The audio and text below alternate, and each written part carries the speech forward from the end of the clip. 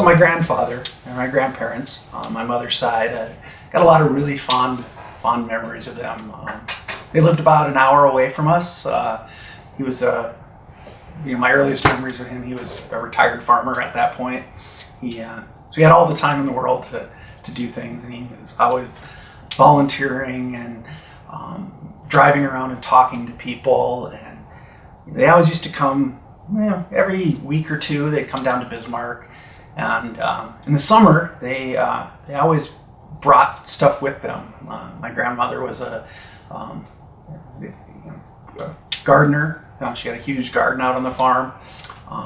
So she was always growing stuff, and so we always had this plethora of fresh vegetables during the summer, and they would always bring that. And my grandfather always would sit on the couch, and he had this little rubber coin purse. It was always full of coins, and before he'd leave, every time he'd call me and my brother over, and he'd open this little coin purse, and he'd give us some coins out of it.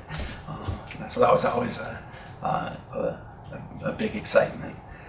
And a lot of times when they were traveling, he'd see things at the side of the road. A lot of times it was garbage, but he'd stop. He'd always stop and pick them up. He had all the time in the world to do this. So, occasionally he'd find, a toolbox full of tools, or somebody's wallet that he saw on the side of the highway, or nobody knows how this stuff got there, but he would stop and pick it up, and then he would show it to us when he got there, and he'd just hang on to that kind of stuff. He was just incredibly lucky at finding that kind of stuff. So it was always interesting to see what he would come up with. Another thing he did is he was involved in a lot of organizations, so he was selling like raffle tickets all the time. But he was so incredibly lucky. Yes, he was selling the tickets to other people, but I swear half the time he would be the one that would win the thing. I mean, he could put one ticket in and he would win.